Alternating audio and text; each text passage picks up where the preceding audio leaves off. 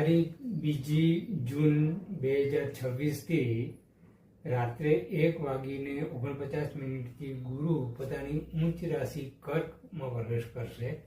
કર્ક રાશિના પુનર્વસુ નક્ષત્રના ચોથા ચરણથી ગુરુ કર્ક રાશિમાં ચાલુ થાય ને તે લગભગ આશ્લેષ નક્ષત્ર સુધી હોય, પણ પુનર્વસુ અને પુષ્ય નક્ષત્રમાં જ ગુરુનું ઉચ્ચ ફળ મળતું હોય છે. આશ્લેષા નક્ષત્રમાં જ્યારે ગુરુ પ્રવેશ કરે ત્યારે તે ગંડા દોષમાં આવી જતો હોય છે. એટલે ઘણી વખત કુંડલીમાં આપણે એવા ઘણા કિસ્સા જોતા હોઈએ, ગુરુ ઊંચનું હોય પણ જો આશ્લેષામાં હોય તો તેનું ફળ જોઈએ તેવું મળતું નથી. અને આ વખતે જ્યારે ગુરુ રાશિ બદલે છે ત્યારે ચંદ્ર ધન રાશિમાં છે અને મૂળ નક્ષત્રમાં. હવે ગુરુથી ચંદ્ર છઠ્ઠે આવે છે એટલે ષડાષ્ટક યોગ કહેવાય.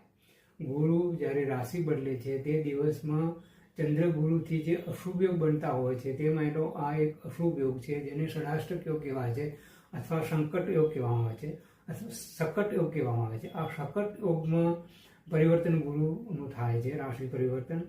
તે વત્તા ગુરુની અત્યારે અતિચારી અવસ્થા છે.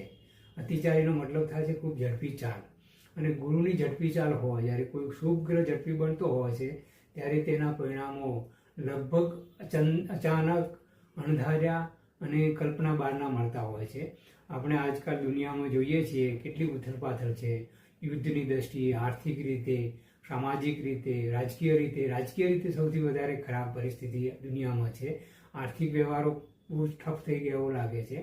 અને આ ગુરુ અતિચારી અવસ્થાના કારણે જે અચાનક બનેલી ઘટનામાં જે અકલ્પનીય અથવા ક્યારેય ન કલ્પના કરીએ એવી ઘટનામાં આપણા દેશની વાત કરીએ તો કોકરોચ જનતા પાર્ટીનો ઉદ્ભવ થવો, આ એક જોગાનુજોગ નથી પણ કુદરતી એક આવી ક્રાંતિકારી ઘટના ઘટવાના સંકેતો લગભગ 2025 મેથી ગુરુ જ્યારે આ ચાલ ચાલુ કરી હતી ત્યારથી ચાલુ થઈ ગયા હતા.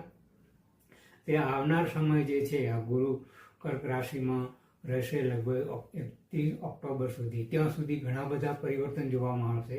ક્યારે કલ્પના ન કરી હોય તેવા રાજકીય રીતે, સામાજિક રીતે, ધાર્મિક રીતે, શૈક્ષણિક રીતે, કારણ કે વિદ્યાનો કારક ગુરુ છે. જ્ઞાન અને વિદ્યાનો, બુદ્ધિનો કારક, ધન વૈભવનો કારક, વિવાહ જીવનનો કારક, સંતાનનો કારક.